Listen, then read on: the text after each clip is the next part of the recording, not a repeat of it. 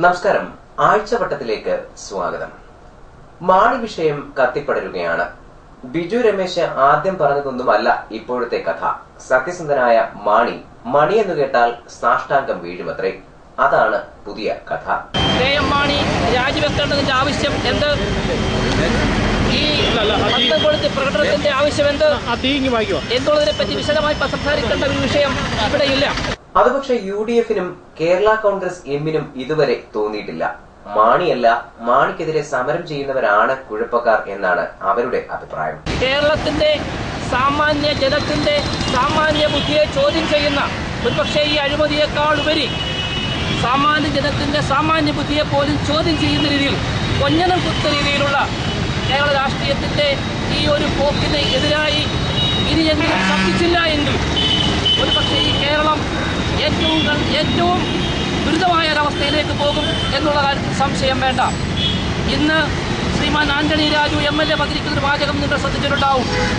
KM മാണിക്ക് ആരോ പൈസ കൊടുത്തു എന്ന് പറഞ്ഞതിനേക്കാൾ ഉപരി ശ്രീധരൻ നായർ മുഖ്യമന്ത്രിക്ക് നേരിട്ട് പൈസ കൊടുത്തു എന്ന് പറഞ്ഞപ്പോൾ പ്രതികരിക്കാത്തത് എന്തുകൊണ്ട് എന്നുള്ള കാര്യം ആന്റണി രാജു ചോദിച്ചിരിക്കുന്നു. ഇതിൽ നിന്ന് ഒരു കാര്യം വ്യക്തമാണ്. KM മാണിയെ എന്തുകൊണ്ട് മുഖ്യമന്ത്രി രക്ഷിക്കുന്നു എന്ന് ചോദിച്ചാൽ KM മാണിയോടുള്ള താല്പര്യം കൊണ്ടല്ല, മറിച്ച് സ്വന്തം താല്പര്യം കൊണ്ട് മാത്രമാണ് എന്നുള്ള കാര്യം വ്യക്തമാകും. ഒരുപക്ഷേ KM മാണി കുറ്റവാളിയാണെന്ന് തെളിഞ്ഞാൽ ഇപ്പോൾ പുറത്തു വന്നിരിക്കുന്നത് പോലുള്ള അനേകം കാര്യങ്ങൾ പുറത്തു വരും എന്നുള്ള കാര്യത്തിൽ സംശയം വേണ്ട. അതുകൊണ്ടാണ് KM മാണിയെ രക്ഷിക്കുവാനായി ഈ മുഖ്യമന്ത്രി ഉമ്മൻചാണ്ടി എല്ലാവിധ സാമാന്യ മര്യാദകളെയും പൊതു മര്യാദകളെയും ധർമ്മത്തെയും ലംഘിച്ചുകൊണ്ട് ഈ ഒരു സംരംഭത്തിലേക്ക് ഇറങ്ങി തിരിച്ചിരിക്കുന്നത്. 50 വർഷം കേരളത്തിലെ എന്തോ ചൂടാത്ത മന്നനായിരുന്ന മാണിയെ ഒരു സുപ്രഭാതത്തിൽ ബിജു രമേശ് എന്ന സാമൂഹ്യദ്രോഹി എഴുന്നേറ്റ് വന്ന് എന്തൊക്കെയോ പറഞ്ഞ് തുലയ്ക്കാൻ ശ്രമിച്ചാൽ ദൈവം പോലും പൊറുക്കില്ല എന്നാണ് മാണിയുടെ കുഞ്ഞുങ്ങൾ പറയുന്നത്. സ്നേഹിതരെ, കഴിഞ്ഞ 2.5 മാസക്കാലമായി കേരളത്തിൽ നടമാടിക്കൊണ്ടിരിക്കുന്ന കേവലം ഒരു ബാർ, 22 ബാറിന്റെ ഉടമയായ ശ്രീ ബിജു രമേശ് എന്ന് പറയുന്ന ആള് പറയുന്ന കോപ്രായത്തരങ്ങളും പറയുന്ന വിട്ടുത്തരങ്ങളും കൊണ്ട് ദൃശ്യമാധ്യമ രംഗത്തൂടെ പ്രതിഫലിപ്പിച്ചുകൊണ്ട് 50 വർഷക്കാലം കേരള രാഷ്ട്രീയത്തിൽ ഒരു മുടിച്ചൂടാമനായി കർഷക ജനതയുടെ പ്രിയപുത്രനായി എത്രയോ വികസന പ്രവർത്തനങ്ങൾ കേരള സംഭാവന ചെയ്ത ശ്രീ KM മാണി എന്ന രാഷ്ട്രീയ ഇതിഹാസ പുരുഷനെ ഇല്ലായ്മ ചെയ്യാൻ ശ്രമിക്കുന്ന ഒരു പറ്റം ഗൂഢാലോചനയിലൂടെ ഒരു പറ്റം ആളുകൾ ഈ ബാർ സമരം നടന്ന നാൾ മുതൽ. PC ജോർജ് ആണ് കേരളത്തിലെ ബെല്ലും ബ്രേക്കും ഇല്ലാത്ത നാക്കിന്റെ ഉടമ. അക്കാര്യത്തിൽ ഗിന്നസ് ബുക്കിൽ പോലും അദ്ദേഹത്തിന്റെ പേരുണ്ടെന്നാണ് ചിലർ പറയുന്നത്. തോന്നുമ്പോൾ തോന്നുന്നത് പറയും, പിന്നെ മാറ്റി പറയും. പക്ഷെ അദ്ദേഹത്തെയും വെല്ലുന്നവർ ഇക്കാര്യത്തിൽ ഇപ്പോൾ UDF-ലുണ്ട് എന്നാണ് മാണിയുടെ കൂട്ടരുടെ അഭിപ്രായം. പിള്ളയും മകനും രണ്ടുപേരെയും ഇപ്പോൾ മാണി കോൺഗ്രസുകാർക്ക് അത്ര പിടുത്തമില്ല. ഇന്ന് പറയുന്നത് എന്താണ് നാളെ പറയുന്നത്? അദ്ദേഹത്തിന്റെ മകനും അങ്ങനെ തന്നെയാണ്. എന്താണ് ഇന്ന് പറയുന്നത്, നാളെ എന്താണ് പറയാൻ പോകുന്നതെന്നും ആദ്യം അറിയില്ല. പോറ്റി വളർത്തിയ നേതാക്കന്മാരെയും UDF-നെയും ഒറ്റിക്കൊടുത്തുകൊണ്ട് കഴിഞ്ഞ മന്ത്രിസ്ഥാനത്തിന് വേണ്ടി നിരന്തരം പോരാടി. അത് കിട്ടാതെ വന്നപ്പോൾ കൊതിക്കുറവ് കൊണ്ട് UDF-നെ ഉന്മൂലനം ചെയ്യാമെന്ന് ധരിച്ചാൽ ഞങ്ങൾ കേരള കോൺഗ്രസ് UDF-ന്റെ ഭാഗമാണ്. കേരളത്തിൽ UDF ഉണ്ടാക്കാൻ നട്ടെല്ലോട് നിന്നിട്ടുള്ള കേരള കോൺഗ്രസ് മുസ്ലിം ലീഗ് അടങ്ങുന്ന ഇന്ത്യൻ രാഷ്ട്രീയ കോൺഗ്രസിന്റെ പിന്നിൽ അടിയുറച്ചു നിൽക്കുന്ന ഘടകകക്ഷികളായ ഞങ്ങൾക്കൊരു മാറ്റവും ചാഞ്ചാട്ടവുമില്ല. ഞങ്ങൾ നേതാവിനെ ആരൊക്കെ കരുതേറ്റ് ശ്രമിച്ചാൽ പോലും ഒരു മുന്നണികൾ ദീർഘകാലമായി 3 പതിറ്റാണ്ടോളമായി നിൽക്കുന്ന ഒരു മുന്നണി നിന്നുകൊണ്ട് തന്നെ ഞങ്ങളുടെ നിരപരാധിത്വം തെളിയിക്കാൻ കേരള കോൺഗ്രസ് നേതാവിന് കഴിയും. അതുകൊണ്ടാണ് കേരളത്തിൽ ഒരു ഉച്ച പോലും 2.5 മാസക്കാലമായി ഒരു പ്രകടനങ്ങളോ ഇതിന്റെ പേരിൽ ഒരു പൊതുയോഗങ്ങളോ ഇതിന്റെ പേരിൽ മധ്യരാജാക്കന്മാരുടെ കുബുദ്ധിപരമായ ഫലമായി ഉണ്ടായിട്ടുള്ള വിഷയത്തിൽ ഇന്ന് വരെ ഒരു പ്രകടനങ്ങളോ ഇന്ന് വരെ പൊതുജനങ്ങളുമായി ഒരു ബന്ധപ്പെട്ട് ഒരു സമരമുറകളോ ആവിഷ്കരിക്കാൻ കേരള കോൺഗ്രസ് തുനിഞ്ഞിട്ടില്ല. പക്ഷെ ഇത് അതിപ്രസരണമാണ്. ഇത് ഒരു ദീർഘകാലമായി ദീർഘദൃഷ്ടിയുള്ള എന്ന് ഞങ്ങൾ കരുതിയിരുന്ന ശ്രീ R ബാലകൃഷ്ണന്റെ ഭാഗത്ത് നിന്ന് ഇങ്ങനെ മ്ലേച്ഛകരമായിട്ടുള്ള കമന്റുകൾ ഉണ്ടായി. മധ്യരാജാവിനോട് ചേർന്ന് നിന്നുകൊണ്ട് UDF-നെ തല്ലിക്കെടുത്താം, KM മാണിയെ നശിപ്പിക്കാം, കേരള കോൺഗ്രസ് നശിപ്പിക്കാമെന്ന് ധരിച്ചാൽ കേരള കോൺഗ്രസ് ഒരു മണ്ഡലത്തിൽ ഒതുങ്ങുന്ന പാർട്ടിയല്ല. കേരള കോൺഗ്രസിലെ 9 MLA-മാരും 2 മന്ത്രിമാരും കേരള കോൺഗ്രസ് 2 MP-മാരുമുള്ള പാർട്ടിയാണ്. ഒരു കാലത്തും R ബാലകൃഷ്ണനുള്ള കൊട്ടാരക്കരയും പത്തനാപുരത്തുമുള്ള, അല്ലെങ്കിൽ പത്തനാപുരത്ത് ഇപ്പോൾ പാർട്ടി ഉണ്ടോ എന്ന് ഒരു സംശയമാണ്. പത്തനാപുരത്തും കൊട്ടാരക്കരയിലും അവിടെ നിന്ന് അങ്ങോട്ടും റൂട്ടിൽ വന്നാൽ ഒരു പാർട്ടിയല്ല. ആ പാർട്ടിക്ക് കേരള കോൺഗ്രസിന് അങ്ങോളം ഇങ്ങോളമുള്ള ഒരു രാഷ്ട്രീയ പ്രസ്ഥാനം, കേരളത്തിലെ എല്ലാ ജില്ലകളിലും ശക്തമായ ജില്ലാ കമ്മിറ്റിയുള്ള പ്രസ്ഥാനം. നിന്റെ കുഴപ്പം ഞാനും എന്റെ കുഴപ്പം നീയും പുറത്തു പറയാതിരുന്നാൽ രണ്ടുപേരും നല്ലവരാണ്. തമ്മിൽ പുകഴ്ത്തിയാൽ വളരെ വളരെ നല്ലത്. പിള്ള മാണിയെപ്പറ്റി നല്ലത് പറഞ്ഞിരുന്നെങ്കിൽ പിള്ള ഇപ്പോൾ മഹാത്മാഗാന്ധിയാണെന്ന് വരെ മാണിയുടെ കുഞ്ഞുങ്ങൾ പറഞ്ഞേനെ. ഉമ്മാക്കി കാട്ടി മാധ്യമങ്ങളുടെ എന്തെങ്കിലും വിളിച്ചു പറഞ്ഞുകൊണ്ട് അരനൂറ്റാണ്ട് കാലത്തെ അനുഭവ സമ്പത്തുള്ള ഇന്ന് ആരാലും ബഹുമാനിക്കുന്ന മാണി സാർ എന്ന് പറയുമ്പോൾ ഇന്നത്തെ കേരളത്തിലെ മുഖ്യമന്ത്രി പോലും മാണി സാർ എന്ന് അഭിസംബോധിക്കുന്നതാണ്. അദ്ദേഹത്തെ കേവലം കോടയുടെ പേരിൽ ഒറ്റപ്പെടുത്താൻ ശ്രമിച്ചാൽ ഞങ്ങൾ കയ്യും കൊട്ടി നിൽക്കില്ല. മാണി അദ്ദേഹത്തെ സ്വയം പരിചയപ്പെടുത്തുക മാണി സാർ എന്ന് പറഞ്ഞിട്ടാണത്രേ. ഉമ്മൻചാണ്ടി മാണിയെ സാർ എന്ന് വിളിക്കുന്നതിൽ യാതൊരു അത്ഭുതവുമില്ല. അവർ പരസ്പരം സാർ എന്ന് വിളിക്കാൻ യോഗ്യതയുള്ളവരാണ്. കാണ്ടാമൃഗത്തിന് മേലെ ഉമ്മൻചാണ്ടിയും അതിനും മേലെ മാണിയും എന്നാണ് കാർട്ടൂണിസ്റ്റ് ഗോപികൃഷ്ണന്റെ അഭിപ്രായം. ഏതായാലും മാണിയുടെ കുഞ്ഞുങ്ങൾ പിള്ളയുടെ കോലം പത്തനാപുരത്ത് കത്തിച്ചു എന്ന് മാത്രമല്ല, കത്തിയ കോലം നിലത്തെടുത്തടിച്ച് വീണ്ടും അരിശം തീർത്തു.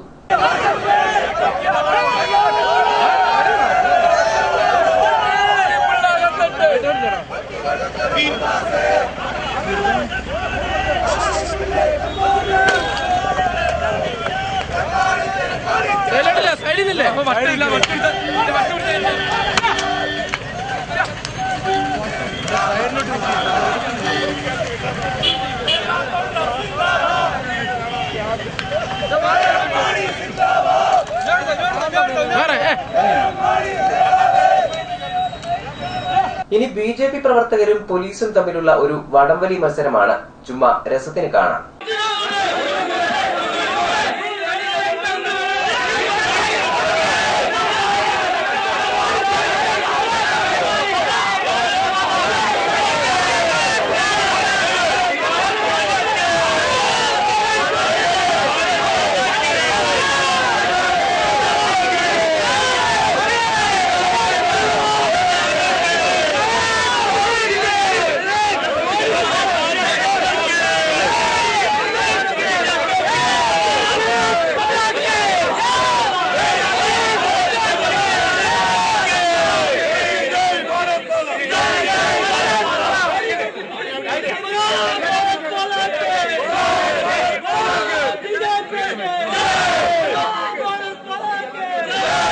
സ്വാഭാവികമായും സംശയം തോന്നാം, എന്തിനാണ് ഭാരത് മാതാവിന് ജയ് വിളിക്കുന്നതെന്ന്. അത് അവരോട് തന്നെ ചോദിക്കാം. ശ്രീ കരിമ്പാലൂർ ബിനുവിനെ വളരെ അതിക്രൂരമായിട്ട് തന്നെ പത്തനാപുരം SI ശ്രീ സുനിൽ കൃഷ്ണന്റെ നേതൃത്വത്തിൽ 3-4 പോലീസുകാരും ചേർന്ന് അതിക്രൂരമായിട്ട് അദ്ദേഹത്തെ 3-ാം മുറ പ്രയോഗിച്ച് മർദ്ദിച്ച് അവശനാക്കി സെല്ലിൽ തള്ളിയിട്ടുള്ളതായിരുന്നു. ബി.ജെ.പിയുടെ ഒരു പ്രവർത്തകനെ പോലീസ് മർദ്ദിച്ചിരിക്കുന്നു എന്ന് വ്യക്തമായി. കാര്യങ്ങൾ വിശദമായി അറിയണം. പിറവന്തൂർ പഞ്ചായത്തിലെ ബി.ജെ.പിയുടെ പഞ്ചായത്തിന്റെ സെക്രട്ടറി, അതുപോലെ തന്നെ പട്ടികജാതി വിഭാഗത്തിൽപ്പെട്ടതുമായ ബിനു കരിമ്പാലൂർ, അദ്ദേഹത്തിനെതിരെ ഈ പത്തനാപുരം പോലീസ് സ്റ്റേഷനിലും ഈ ബിനുവിന്റെ വീട്ടിൽ വെച്ച് നടന്ന പോലീസിന്റെ കിരാതമായ മർദ്ദനത്തിനെതിരെയാണ് ബി.ജെ.പി. ഇവിടെ പ്രതിഷേധം സംഘടിപ്പിച്ചിട്ടുള്ളത്.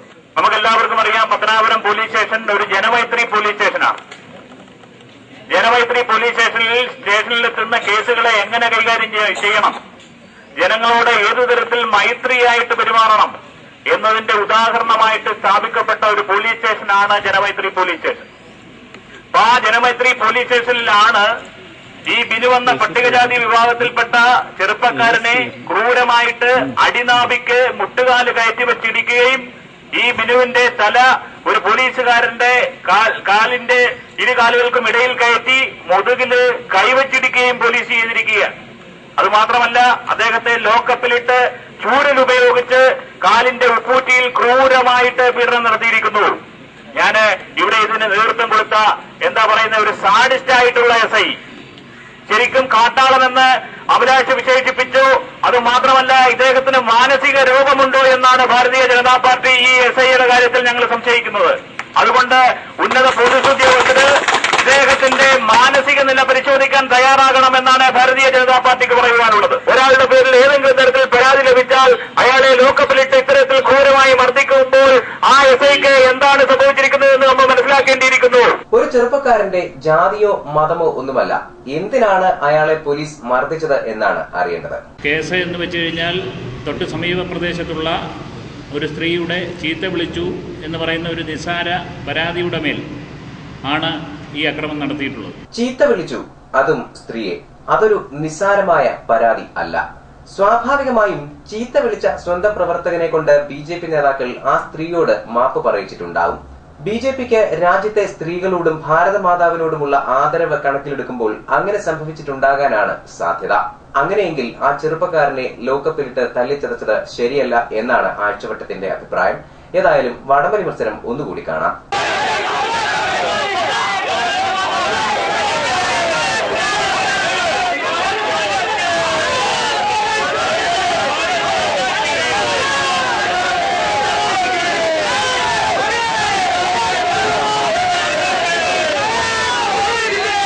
യഥാർത്ഥ പ്രശ്നം അതൊന്നുമല്ല. പത്തനാപുരം SI സുനിൽ കൃഷ്ണ മാർക്സിസ്റ്റുകാരനാണെന്ന് BJP കരുതുന്നു. അതാണ് പ്രശ്നം. ഞങ്ങൾ ഇദ്ദേഹത്തെ പറ്റി അന്വേഷിച്ചു. ഇദ്ദേഹത്തിന് ഒരു പോലീസിന്റെ യൂണിഫോം ധരിക്കാനുള്ള യോഗ്യതയുണ്ടോ എന്ന് പോലും സംശയിക്കത്തക്ക റിപ്പോർട്ടുകളാണ് നമുക്ക് കിട്ടിയിട്ടുള്ളത്. ഇവിടെ പത്തനാപുരം നിയോജക മണ്ഡലത്തില് ഭാരതീയ ജനതാ പാർട്ടിയിലേക്ക് നിരവധി ആളുകൾ CPM-ൽ നിന്നും കോൺഗ്രസിൽ നിന്നും ഒക്കെ എത്തിക്കൊണ്ടിരിക്കുന്നു. ഇതില് ഏറ്റവും കൂടുതൽ അസന്തുഷ്ടിപ്പെട്ടിട്ടുള്ള ഒരാളെ എന്ന് വെച്ചാൽ മറ്റ് രാഷ്ട്രീയ പ്രസ്ഥാനങ്ങൾക്ക് അസന്തുഷ്ടി ഉണ്ടാവും. പക്ഷേ ഇവിടെ ഏറ്റവും അതൃപ്തിയുള്ളത് ഇവിടുത്തെ പത്തനാപുരത്തെ സബ് ഇൻസ്പെക്ടർ സുനിൽ കൃഷ്ണനാണ് BJP-യിലേക്ക് ആളുകൾ എത്തുന്നതിൽ. ജനാധിപത്യം എപ്പോഴും തർക്കങ്ങൾ നിറഞ്ഞതാണ്. നയപരമായ വൈജാത്യങ്ങളാണ് ജനാധിപത്യത്തിന്റെ ശക്തി എന്ന് MP NK പ്രേമചന്ദ്രൻ വിശ്വസിക്കുന്നു. പല വേദികളിലും അദ്ദേഹം അത് പറയുകയും ചെയ്യുന്നുണ്ട്. ഇവിടെ ഇതാ ഒരു വേദിയിൽ MP-യും MLA-യും നേർക്കുനേർ. 2 ദിവസങ്ങൾക്ക് മുമ്പ് കൊല്ലം കളക്ടറേറ്റിൽ നിന്നുള്ള ഒരു അറിയിപ്പ് വന്നതനുസരിച്ചാണെങ്കിൽ ബഹുമാനപ്പെട്ട MP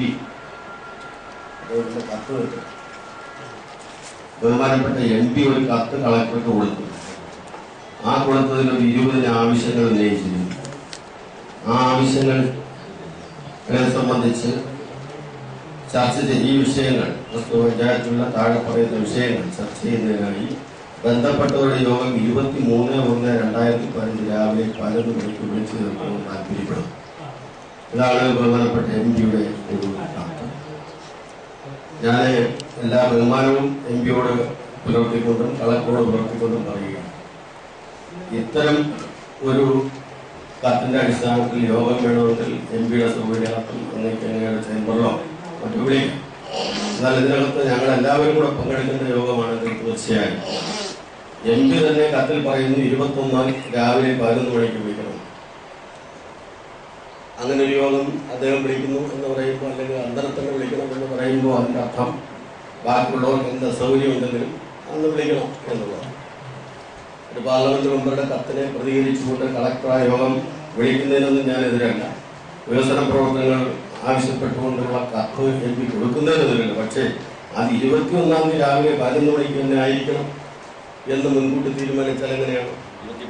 23 അത് MP വരുന്ന കത്തിന്റെ അടിസ്ഥാനത്തിൽ കളക്ടർ ഞങ്ങളുമായിട്ടുള്ള ബന്ധപ്പെട്ടതിന് ശേഷം എല്ലാവർക്കും സൗകര്യപ്രദമായിട്ടുള്ള ഒരു ഡേറ്റ്, MP-യുടെ ഡേറ്റിന് പ്രാമുഖ്യം കൊടുക്കുന്ന ഒരു ഡേറ്റ് നിശ്ചയിക്കുക എന്നുള്ളതല്ലാതെ ഇങ്ങനെ വന്നാൽ ഇതുപോലെ ഒരു യോഗം നേരത്തെയും വിളിച്ചു കളക്ടർ അല്ലെന്നുള്ളത്. അപ്പോ MP കത്ത് തരുന്ന MP തന്നെ ഡേറ്റും സമയവും എല്ലാം നിശ്ചയിച്ചുകൊണ്ടുള്ള ഒരു പരിപാടിയാണ്. അപ്പൊ ഞാൻ ആദ്യം ധരിച്ചിരുന്നെല്ലാം വ്യത്യസ്തമാണ് ഈ സമയം. അത് മാത്രമല്ല, ഇതിനകത്ത് പറയുന്നത് കൊല്ലം ലോക്സഭാ മണ്ഡലത്തിന്റെ വികസനത്തിൽ പിന്നോക്കം നിൽക്കുന്ന ഗ്രാമപഞ്ചായത്തുകളാണ് തെന്മല, ആര്യങ്കാവ്, കോത്തൂപ്പുഴ എന്നിവ.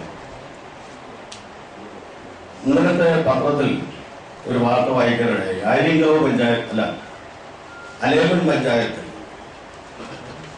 സൻസദ് ആദർശ് പഞ്ചായത്തായി അവിടെ ഉദ്ഘാടനം നടത്തുക. ഈ അഞ്ചൽ ബ്ലോക്കിൽ പെടുന്ന ഒരു പഞ്ചായത്താണ്. എല്ലാ പഞ്ചായത്ത് പ്രശ്നം അറിയാമല്ലോ, അലേമൺ പഞ്ചായത്ത്. അതിനോട് അടുത്ത് താമസിക്കുന്നതാണ്. കഴിഞ്ഞ പ്രാവശ്യം ഞാൻ അവിടെ പ്രതിദാനം ചെയ്തതാണ്. ഈ കൊല്ലം ലോക്സഭാ മണ്ഡലത്തിൽ തെന്മല, ആര്യങ്കാവ്, കുളത്തൂപ്പുഴ എന്നീ പഞ്ചായത്തുകൾ ഏറ്റവും പിന്നോക്കമാണെന്ന് ഇരിക്കെ ഏറ്റവും ഡെവലപ്ഡായ, ഏറ്റവും ഡെവലപ്ഡ് എന്ന് പറയുന്നില്ല, പൊതുവിൽ സമ്പദ് ശേഷിയുള്ളവരെല്ലാം താമസിക്കുന്ന അലേമൺ പഞ്ചായത്ത് സൻസദ് ആദർശ പഞ്ചായത്തായി തീരുമാനിച്ചത് കറക്റ്റ് ചെയ്യണമെന്നാണ് ബഹുമാനപ്പെട്ട കളക്ടറോട് എനിക്ക് പറയുന്നത്. എം പിക്ക് നിർദ്ദേശിക്കാനുള്ള അവകാശമുണ്ട്. പക്ഷേ മാനദണ്ഡങ്ങൾ പാലിച്ച് വേണം അത് ചെയ്യേണ്ടത്. ഒന്നുകിൽ അഴിയങ്കാവ് പഞ്ചായത്ത്, അല്ലെങ്കിൽ തെന്മല പഞ്ചായത്ത്, അതല്ലെങ്കിൽ കുളത്തൂപ്പുഴ പഞ്ചായത്ത്. കുളത്തൂപ്പുഴ ജനസംഖ്യ കൂടുതലുണ്ട്, പക്ഷേ വികസനത്തിന്റെ കാര്യത്തിൽ ഏറ്റവും പാവപ്പെട്ടവർ താമസിക്കുന്ന പഞ്ചായത്താണ് കുളത്തൂപ്പുഴ. അതുപോലെ തെന്മല ജനസംഖ്യ എല്ലാം ഈ പറയുന്ന മാനദണ്ഡത്തിന് അകത്ത് വരുന്നതാണ്. അഴിയങ്കാവ് പഞ്ചായത്തും അങ്ങനെയാണ്. അപ്പോ അരേമൺ പഞ്ചായത്ത് സെൻസസ് ആദർശ പഞ്ചായത്ത് എന്ന് തീരുമാനിച്ചത് മാറ്റണം. എം പിയോട് അഭ്യർത്ഥിക്കുന്നു, ബഹുമാനപ്പെട്ട കളക്ടറോട് അഭ്യർത്ഥിക്കുന്നു. മാറ്റിക്കൊണ്ട് ഈ 3 പഞ്ചായത്തുകൾ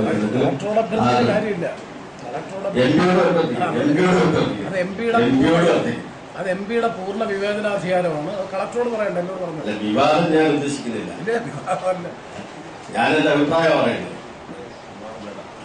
വിവാദം വേണം. വിവാദമാണെങ്കിൽ എനിക്ക് പറയാം, ഈ വിവേചനാധികാരങ്ങൾ ഉള്ളവരെ ആ വിവേചനാധികാരം വളരെ ജുഡീഷ്യലായി വിവേകപൂർവ്വം എല്ലാവർക്കും ബോധ്യമാകുന്ന രീതിയിൽ അത് ഉപയോഗിക്കണം. വിവേചനാധികാരം ഉള്ളവർ കളക്ടറായാലും ഞാനായാലും ഗ്രാമപഞ്ചായത്ത് തെരഞ്ഞെടുത്തതിനെ കുറിച്ചല്ലല്ലോ ചർച്ച. അല്ല, അങ്ങയുടെ കത്തിൽ തന്നെ പറയുന്നു ഈ 3 പഞ്ചായത്തുകളാണ് ജില്ലയിലെ ഏറ്റവും അഭിസിത പഞ്ചായത്തെന്ന്. എന്നിട്ട് പിന്നെ അഴിയങ്കാവ് പഞ്ചായത്തിനെ തെരഞ്ഞെടുത്തത് പിന്നെ ആരെടുത്ത് എന്തെങ്കിലും കൺസൾട്ട് ചെയ്തിട്ടാണോ, അതോ എം പി സ്വയം ഇഷ്ടപ്രകാരമാണോ, അതോ ഈ 3 പഞ്ചായത്തുകളെ ഒഴിവാക്കണമെന്ന് ഉദ്ദേശിച്ചാണോ, എന്താണ് എന്നുള്ളതിനെ സംബന്ധിച്ച് പിന്നെ എനിക്ക് എന്റേതായ കേന്ദ്രത്തിലെ പ്രതികരിച്ചുള്ള ജില്ലയിൽ ഇത്തരം വർക്കുകൾ ഇംപ്ലിമെന്റ് ചെയ്യുന്നതിന് ചുമതല കളക്ടർ കാണുന്നു. എം പി ആണ് സെലക്ഷൻ. ആ കാര്യത്തിൽ എനിക്ക് തർക്കമില്ല. സെലക്ട് ചെയ്യുമ്പോൾ ഇത് വേണം ആയിരുന്നു എന്നുള്ള എന്റെ ആമുഖമായിട്ടുള്ള എം പിയുമായിട്ട് വിവാദത്തിനൊന്നുമില്ല. ഞങ്ങൾ വലിയ ബഹുമാനത്തോടു കൂടിയായി പറയുന്നത് കേട്ടോ. അധികം കമന്റുകളില്ലാതെ ഏറെ രാഷ്ട്രീയവുമായി ഇത്തവണയും ആഴ്ചവട്ടം അവസാനിക്കുന്നില്ല. കൂടുതൽ വാർത്തകൾക്കും ദൃശ്യങ്ങൾക്കും www.livevarta.com സന്ദർശിക്കുക. നമസ്കാരം.